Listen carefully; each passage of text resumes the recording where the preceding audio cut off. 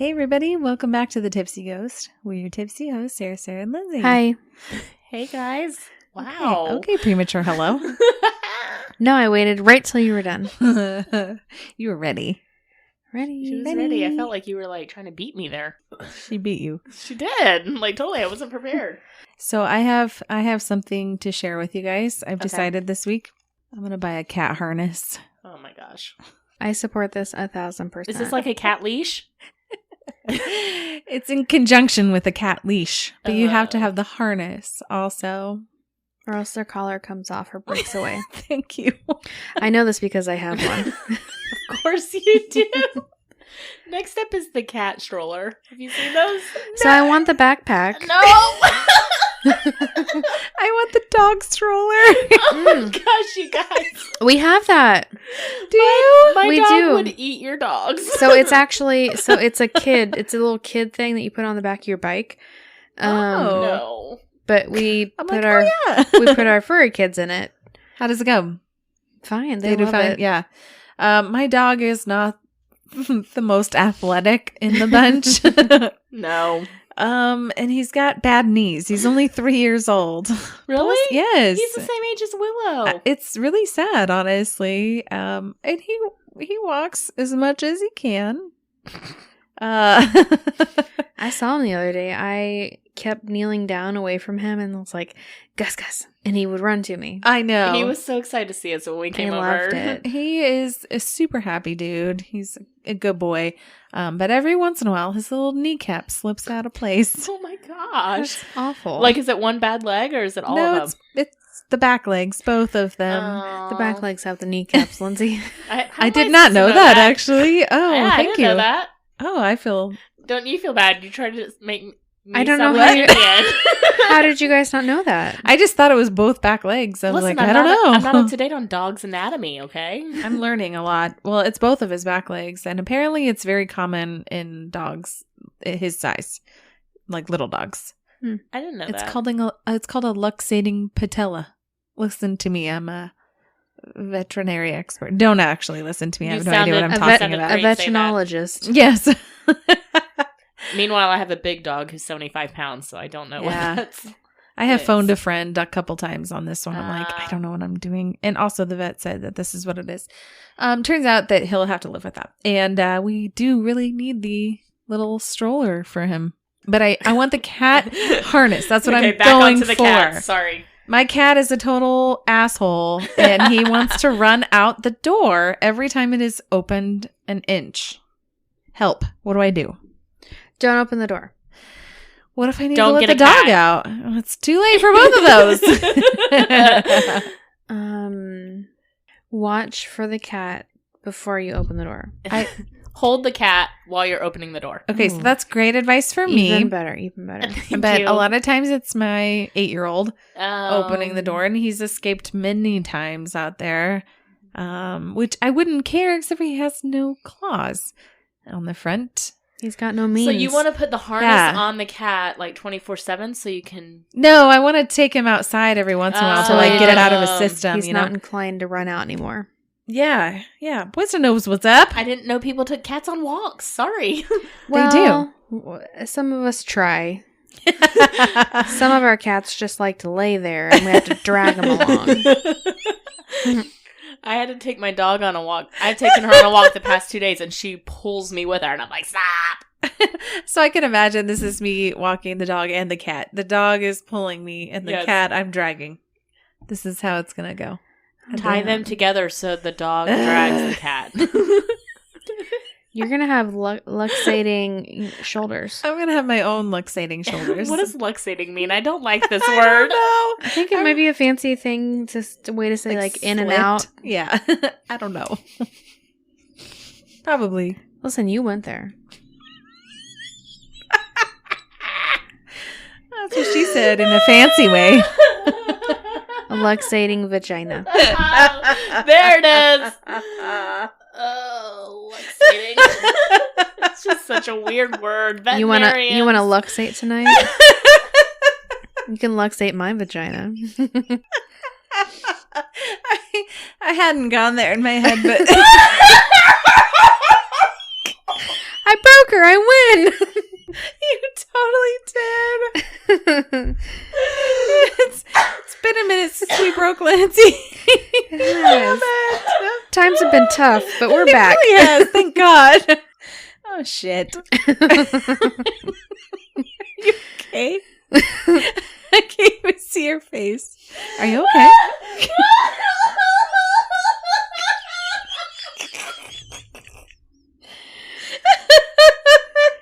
Ouch, my face. I never thought a luxating vagina would get her, but it did. I'm crying. Oh man. Well, Yeah, you broke me. That was a good one. Thank you. I silent laughed for a solid like 30 seconds. I thought you were gonna die. You weren't breathing. I couldn't breathe. It still hurts. my cheeks hurt.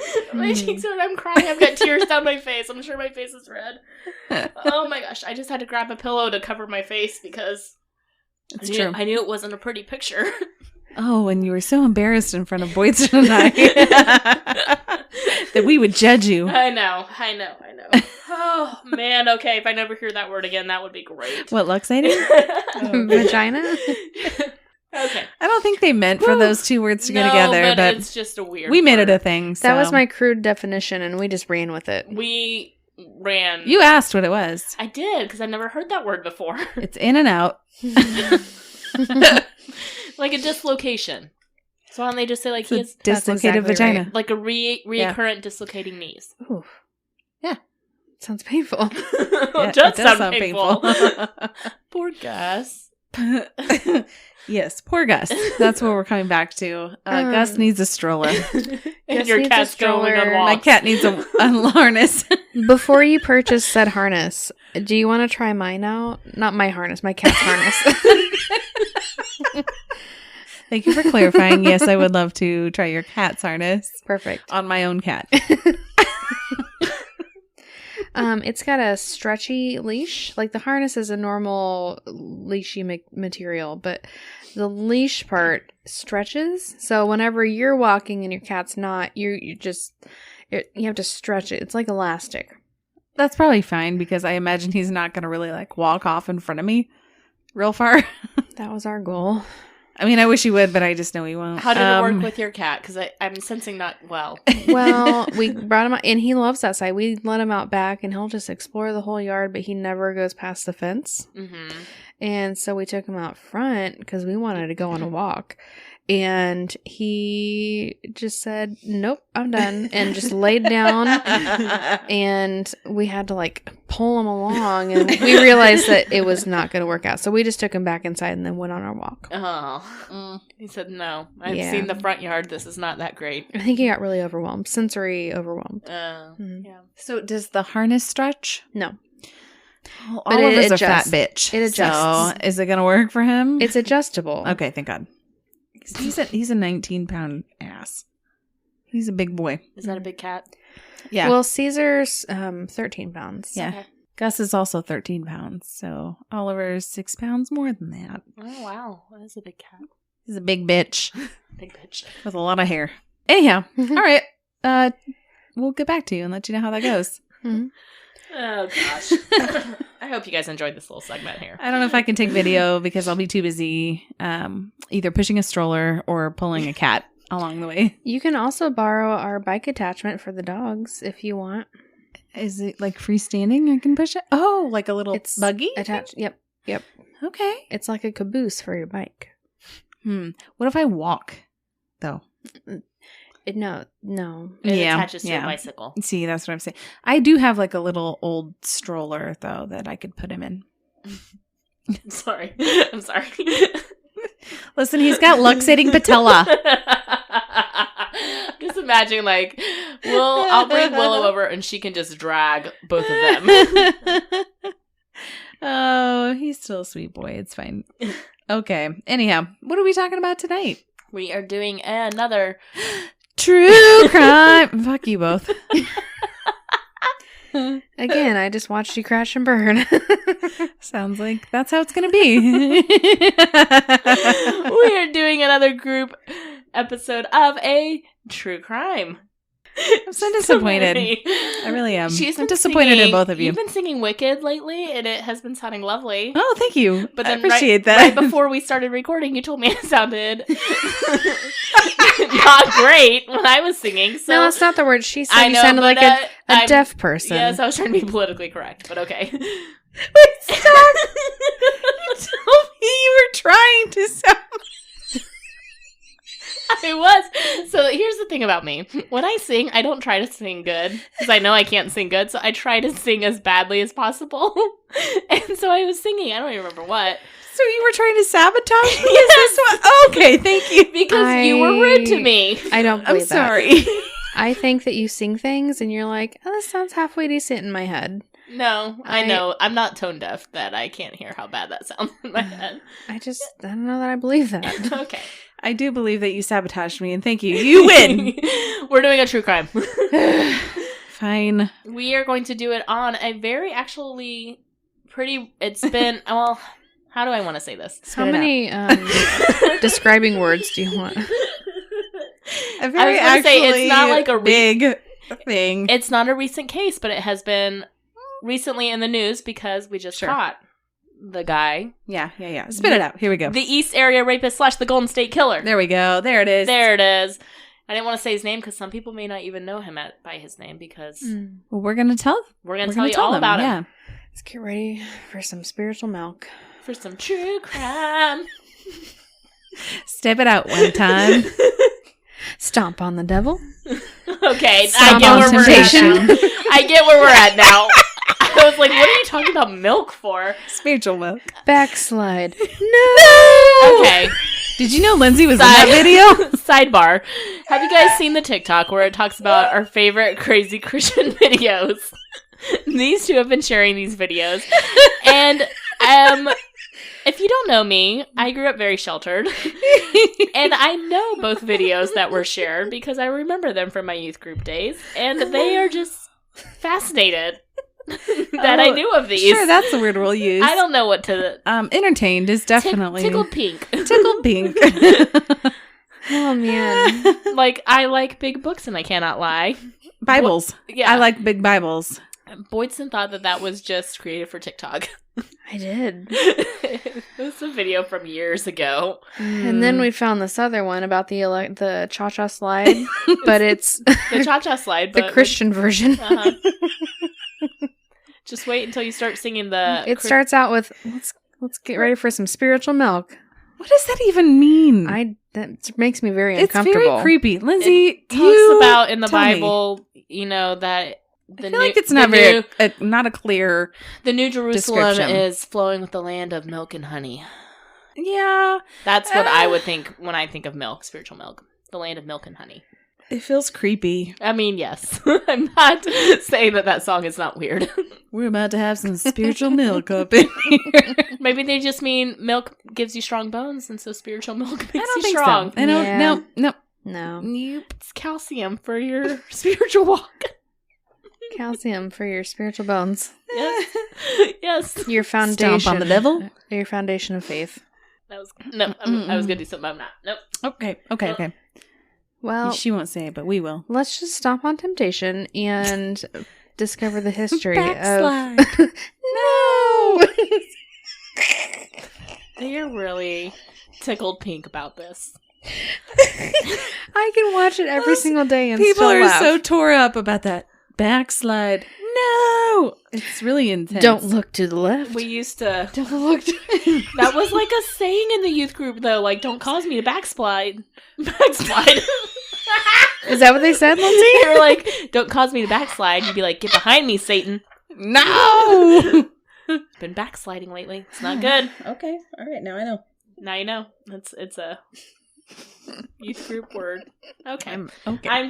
I'm embarrassing myself, so let's just... You're not. It's a funny thing. It is a funny thing. It's silly. It is silly. Okay. Who's starting us off? Me.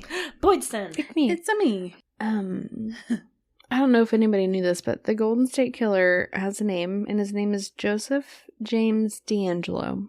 I did know that. And he was born November 8th, 1945 in New York.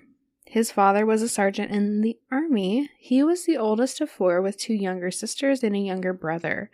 According to a relative, he witnessed the rape of his 7-year-old sister by 2 airmen in West Germany while they were stationed there. And later, one of his sisters would claim that he was abused by their father when he was growing up. During his teenage years, it's reported that he committed burglaries and tortured and killed animals, which we're just going to skip over. He joined the Navy the year he graduated high school and served for 22 months during the Vietnam War. After this, he went to Sierra College and graduated with an associate degree in police science, with honors, I might add. Soon after, he earned a bachelor degree in criminal justice from Sacramento State, or as I like to say, Sac State. No. Oh my God. So hip.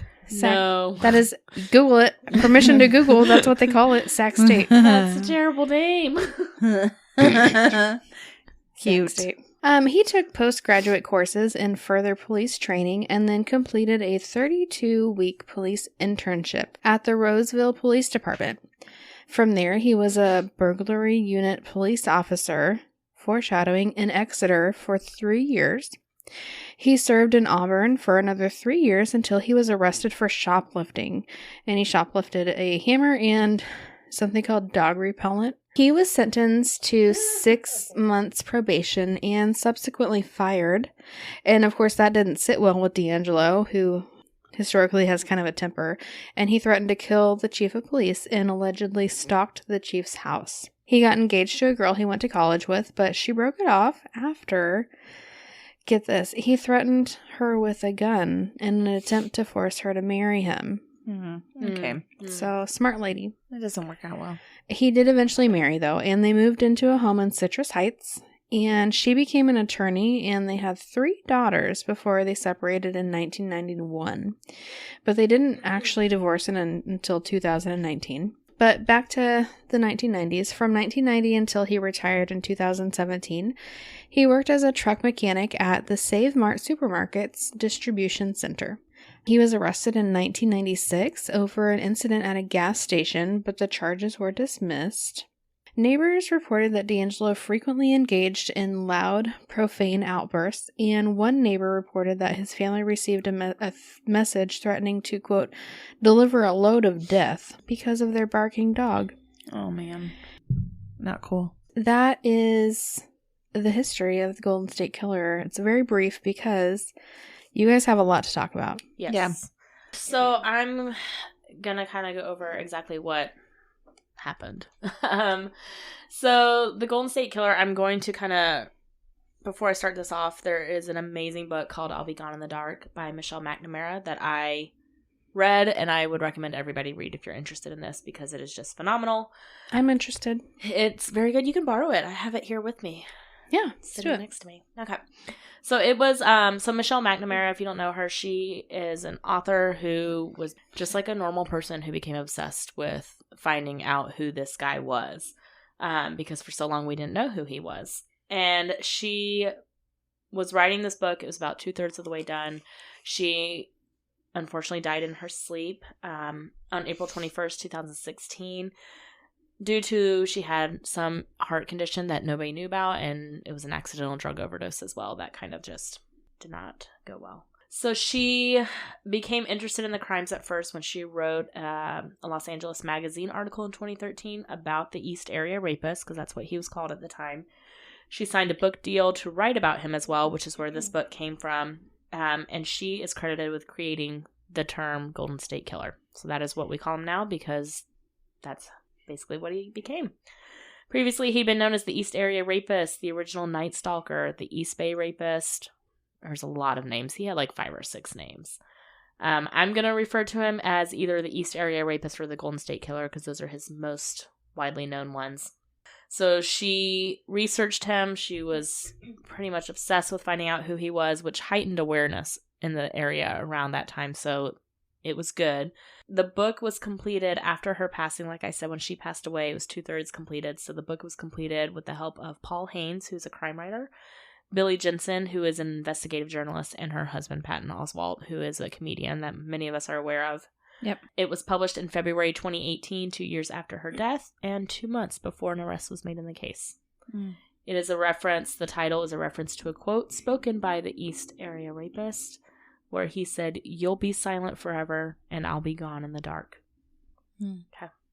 So it's kind of very bittersweet because she dedicated her life to this and never got to see her book published or see him caught and pay for his crimes. So we're going to start with the crimes. Okay. So obviously this is all happening in California. We're going to start in Visalia, California. As early as May 1973, the area of Visalia began experiencing burglaries. However, the first recorded burglary was on March 19th, 1974. At first, it was just petty change. The burglar, he would break in, he would rifle through their possessions, he'd vandalize their homes, scatter women's lingerie and underclothes around, and he would notoriously steal things that were pretty low in value, but would leave high-valued belongings behind. So, kind of creepy, he was not there for the stuff. It was common for houses to be burglarized multiple times in a day. On November 30th, 1974, there was 12 separate incidents of different homes. So, he was a busy guy. Common MO here, he would scale fences, attempted multiple points of entry, but particularly was interested in windows. He would leave those points of entry open for escape, again, especially windows. Removed the window screens and would place them on the beds. He placed warning items such as dishes or bottles against doors or door handles so he would know if someone was coming in. And he wore gloves, so there was no fingerprints left behind. So September 11th, 1975, someone broke into the home of Claude Snelling. He was 45 years old. He discovered a prowler under his daughter's window a few months before on February 5th and had chased him away. So on September 11th, he was wakened around 2 a.m. He heard noises, got up to investigate, and found a ski-masked intruder in his carport attempting to kidnap his 16-year-old daughter, Beth Snelling. Claude, he was shot twice and killed. The assailant fled the scene, leaving behind a stolen bicycle. His daughter survived and went under hypnosis to try to remember details of the assailant, and they posted a $4,000 reward. So police started setting up stakeouts near the houses that had been prowled because they were noticing a pattern here, but burglaries continued to happen.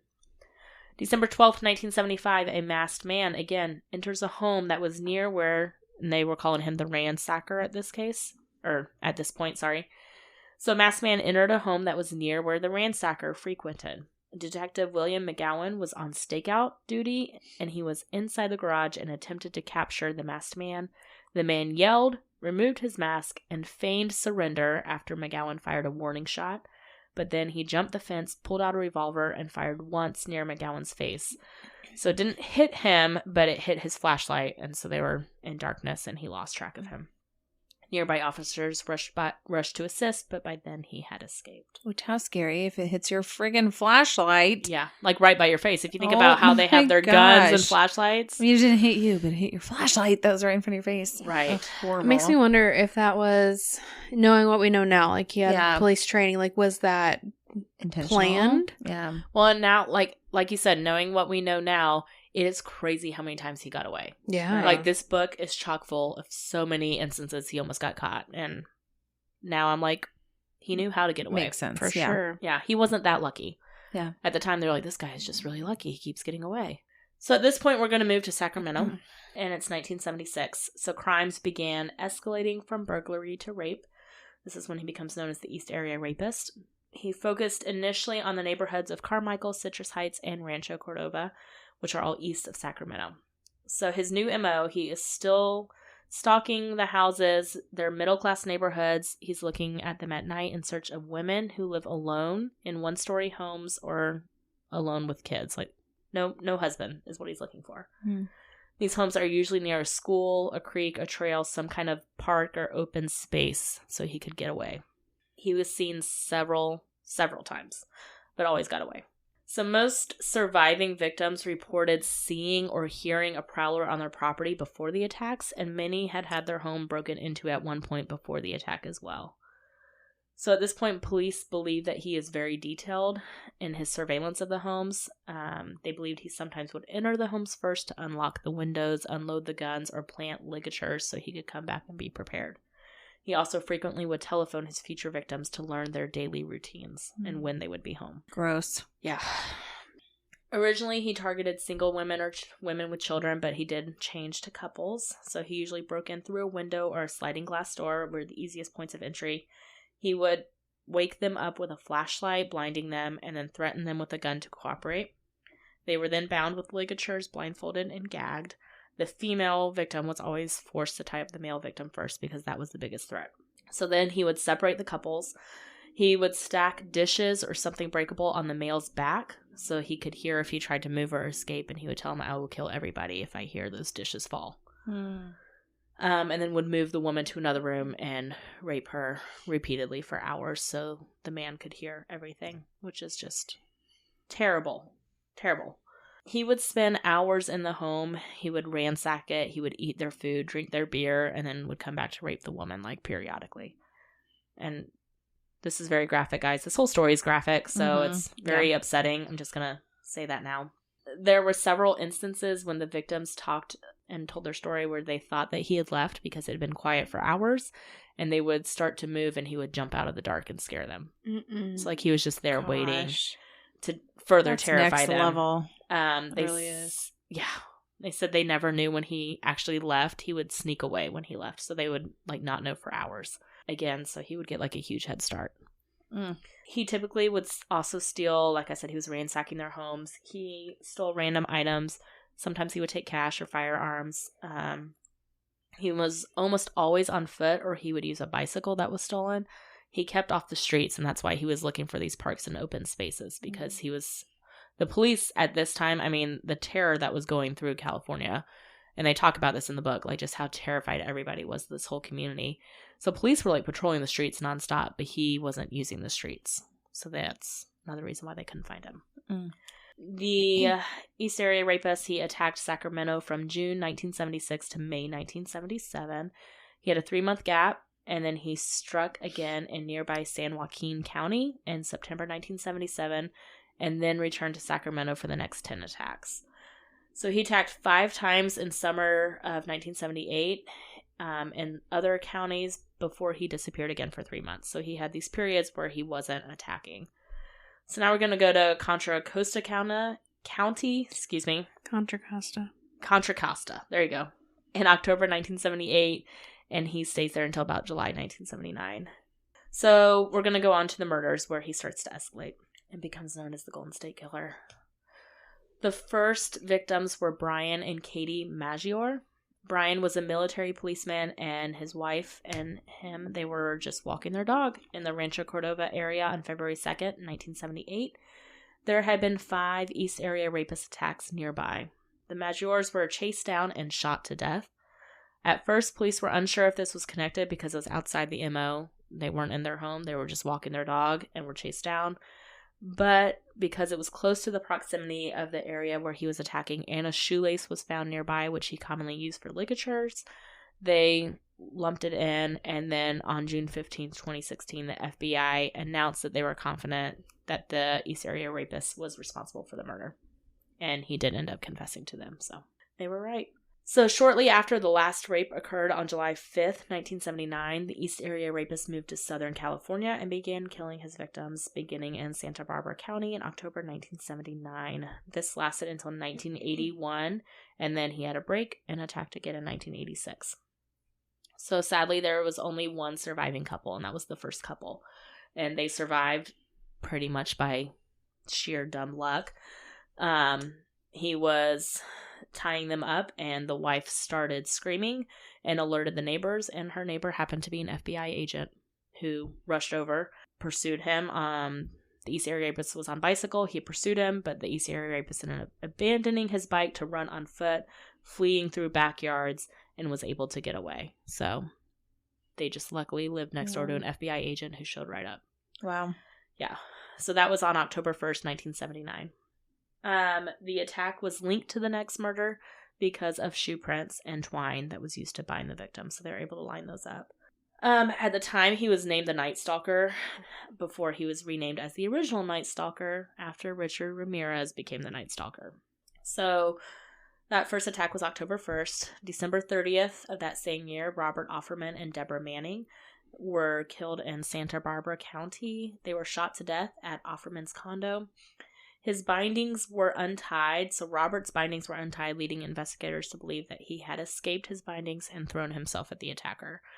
Most of these victims are bludgeoned to death. They are one of the few who was shot, and they think it's because he tried to attack him, and that was just quicker. March 13th, 1980, Charlene and Lyman Smith in Ventura County. They were bludgeoned to death by a log from a wood pile on the side of their home. Charlene had been raped. Their wrists and ankles were still bound, and it was the same complicated knot that they had noted in all of the East Area rapist attacks. Which I think it was like a diamond knot, so they called him the Diamond Knot Killer as well. Oh, jeez. So many names. So many names. August 19th, 1980, Keith and Patrice Harrington in Orange County were bludgeoned to death in their home. Patrice had also been raped. Evidence showed that they had been tied up, but there was no murder weapon and no ligatures were found at the scene. They had only been married 3 months. Patrice was a nurse and Keith was a medical student. Aww. Keith's brother, Bruce Harrington, spent $2 million supporting California Proposition 69, which authorized DNA collection from all California felons in an effort to locate the killer. Wow. So that's just really Very cool. Very Yeah. cool. February 6, 1981, Manuela Wootton. She is in Orange County. She was found raped and murdered in her home. Again, there was no murder weapon or ligatures that were found in the home, although her body did show evidence of being tied before being bludgeoned to death. Her husband was hospitalized at the time, so she was alone in the house. Yeah. He knew it. Yeah. Yeah. And like I said, like he staked them out. He knew. Yeah, absolutely. July 27th, 1981, Sherry Domingo and Gregory Sanchez in Santa Barbara County. They were found shot and bludgeoned with a garden tool. So the East Area rapist entered through a small bathroom window here. Sanchez, the male, was not tied up. Likely police believe at least, that he realized what was going on. He knew who this was. By then, like, this was all over the news, so he probably realized what was happening and tried to fight back rather than being tied up, which was why he was shot. And then he was bludgeoned after he was shot in the face. Sherry was raped and bludgeoned and then had also been tied up. Ligatures were missing from the house, though. May 4th, 1986. This is the youngest and the last victim, Janelle Cruz in Orange County. She was 18 years old. Her family was on vacation in Mexico at the time of the attack and left her behind. She was raped and bludgeoned to death in her home. A pipe wrench was reported missing by her stepfather when they returned, and they think this was the murder weapon. So for those keeping track at home, that is 50 rapes, 13 victims who were killed, and 2 more who survived that. So, at the time, police were unaware if they were all connected because there was just so much information out there. But, thanks to DNA testing, they have linked all of these cases together.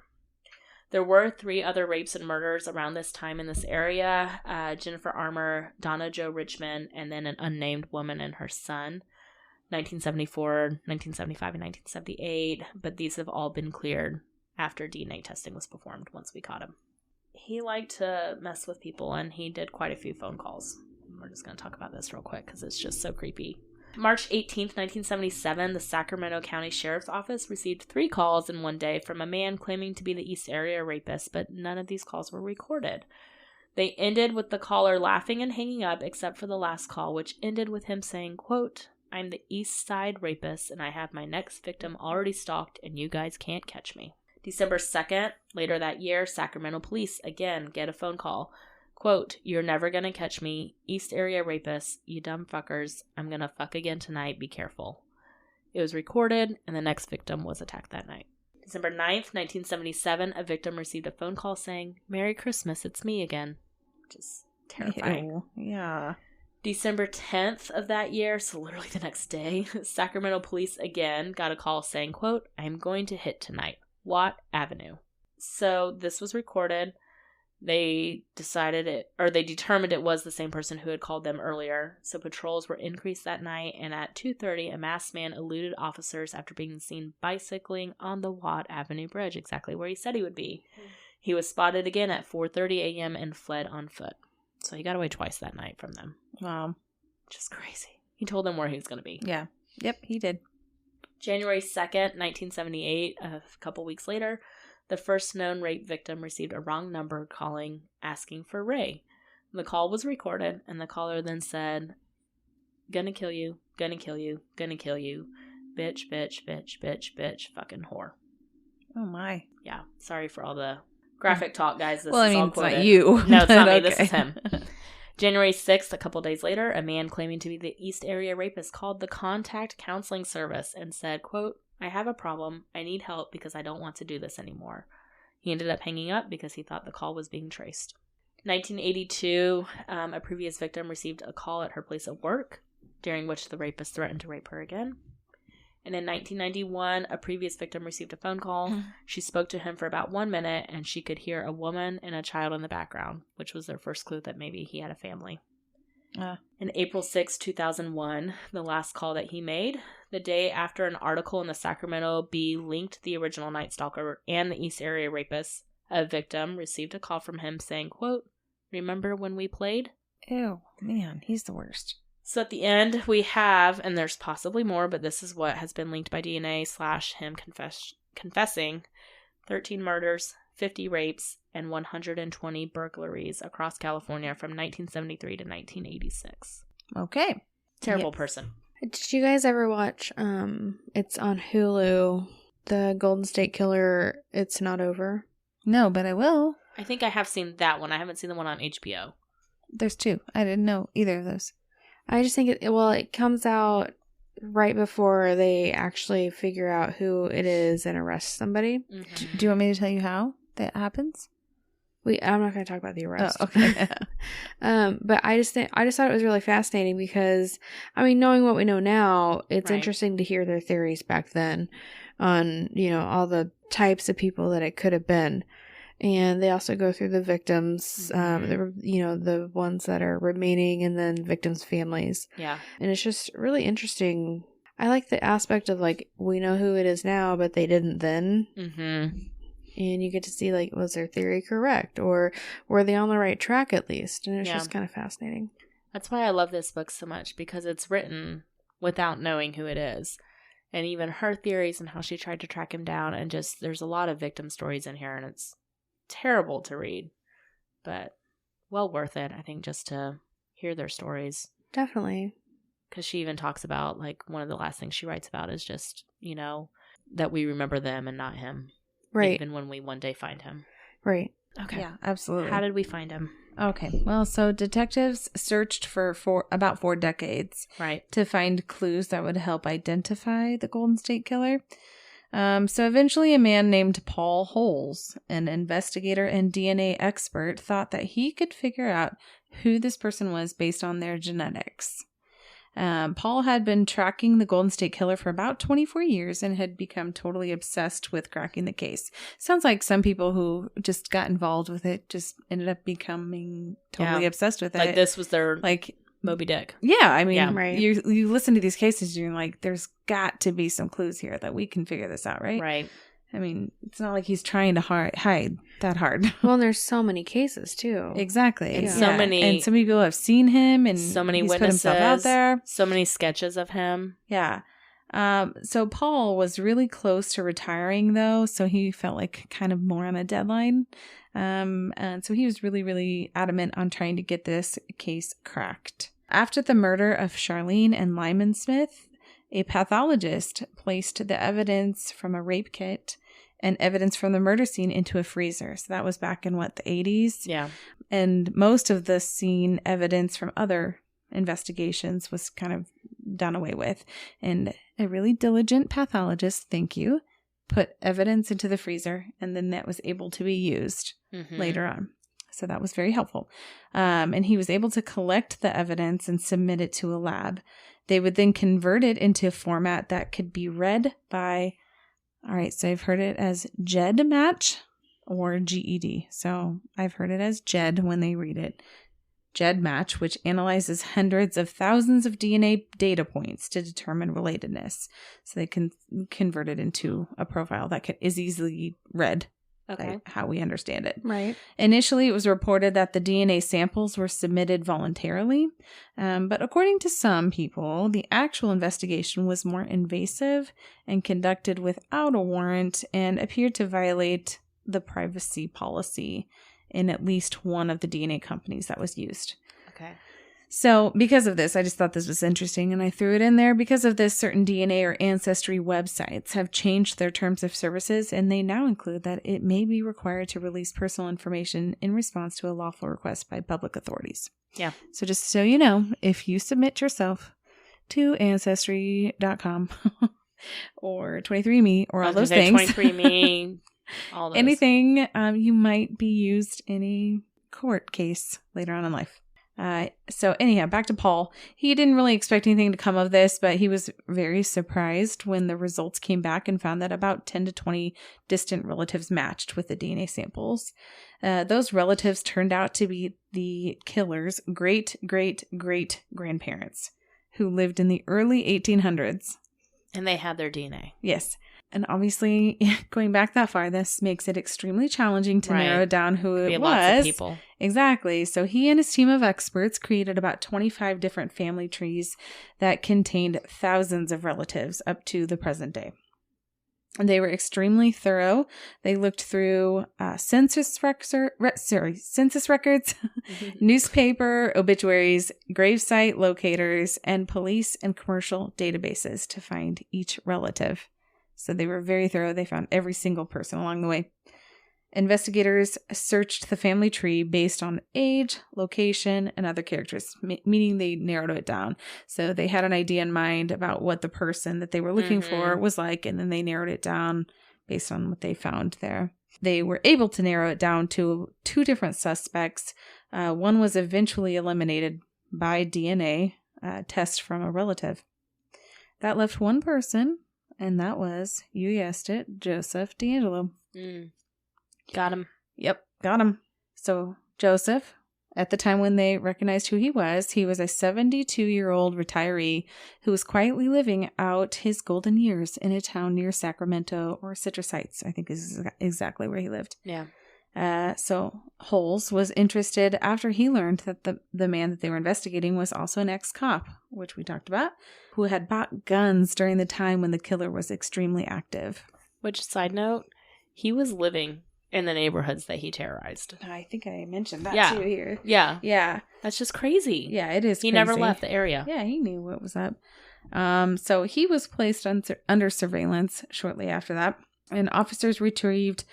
So I want to say that I listened to this also, that they got 2 different samples of DNA evidence. One was from a door handle, and when they swabbed it, they only received a partial evidence because on a door handle, they found multiple people. Right. And so after that, then they waited for 3 days at his house and waited for his trash to come out. And that's when they were able to grab a piece of trash from his trash bag. And then they were able to test it. And guess what they found? It was a match. It matched the DNA that was collected years prior during the rape kits, and the DNA collected at the murder scenes. Pretty wild how that happened. It's crazy.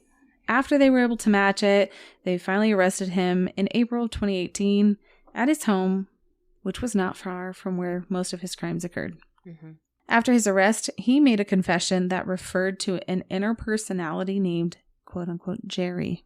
I never heard this part. I didn't hear this part either. According to him, Jerry forced him to commit crimes. He's quoted as saying, "I didn't have the strength to push him out. He made me. He went with me. It was like in my head. I mean, he's part of me. I didn't want to do those things. I pushed Jerry out and had a happy life. I did all those things, though. I destroyed all their lives, so now I've got to pay the price." Is that true? I don't know. But he definitely said that. On June 29th of 2020, he pled guilty to the 13 counts of first-degree murder during his trial. And he couldn't be charged with rape or the burglaries because the statute of limitations had expired for those crimes. He showed up to trial in a wheelchair and appeared dazed and frail, which most people thought was an act because a lot of people stated that they had seen him riding his motorcycle at high speeds just a week before he was arrested. So trial ended on August 21st of 2020, and he was sentenced to 11 consecutive life sentences without the possibility of parole. The death penalty was taken off the table as part of a plea deal. After listening to the victim impact statements, he said, quote, "I listened to all of your statements, each and every one of them, and I'm truly sorry to everyone I've hurt. Thank you, Your Honor." Mhm. Seems sincere. Right. That's all he said. So, that probably was coerced in Yeah. some way. Yeah. I'm just guessing. So he became, I just thought this was interesting too. He became the first public arrest obtained through genetic genealogy. And on November 3rd of 2020, he was moved to North Kern State Prison.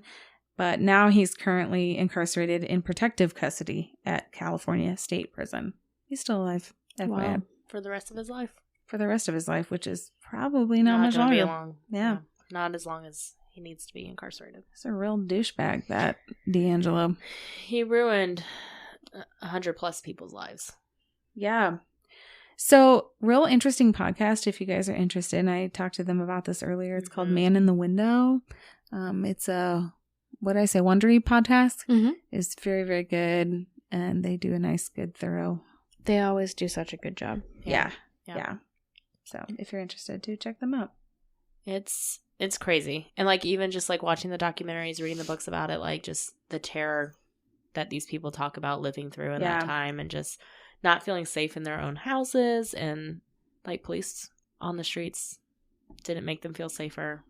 It's just nuts. On the episode that I was honing in on specifically to his capture, Mhm. they interviewed people on the street where his house was. So like the kids behind him where the kids were growing up.